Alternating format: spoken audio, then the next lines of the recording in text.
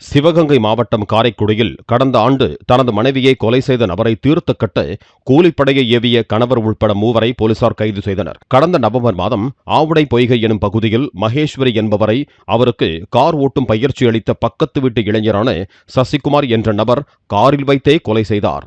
இவ்வழக்கில் சமீபத்தில் பிணையில் வந்த சசிகுமாரை கடந்த 21ஆம் தேதி நீதிமன்றம் அருகிலும் மருத்துவமனை அருகிலும் பயங்கர ஆயுதங்களுடன் கூலிப்படையினர் கொலை செய்ய முயன்றனர்.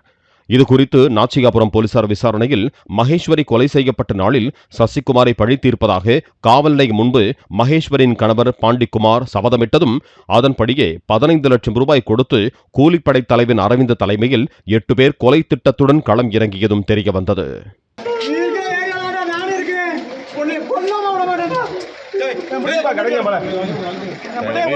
வெளியே